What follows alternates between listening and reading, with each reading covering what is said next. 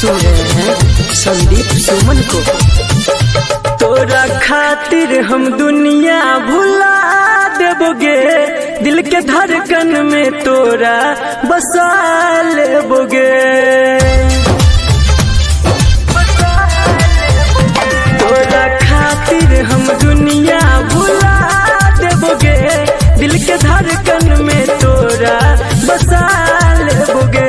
देख तोरा हम भलियो दीवाना गे जान, रूप चमकै छो तोहर जेना चमकै छै जान।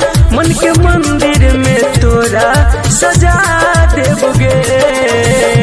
तोरा खातिर हम दुनिया भुला देबोगे, दिल के धड़कन में तोरा बसा लेबोगे।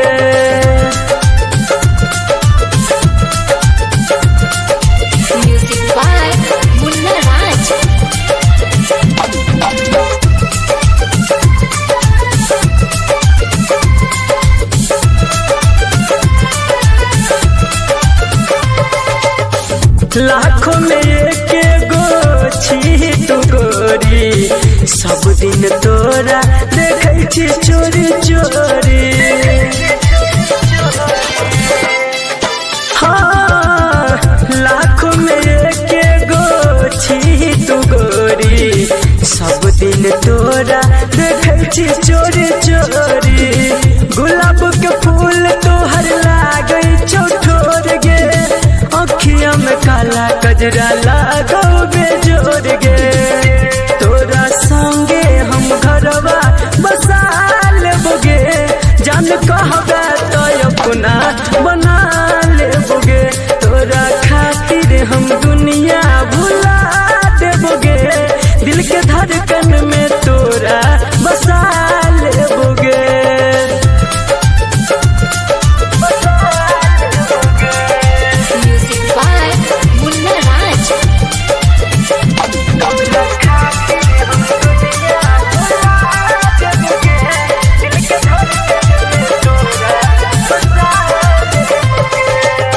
सोच सोच तोरा चल तो भगवान गे, लागो सब ब्यूटी तोरे कादल को दान गे।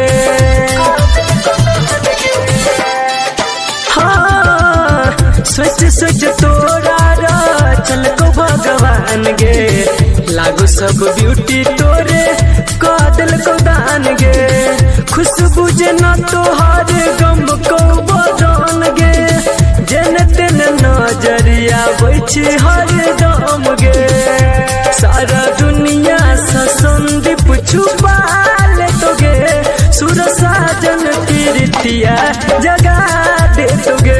तोरा खातिर हम दुनिया भुला देबोगे, दिल के धड़कन में तो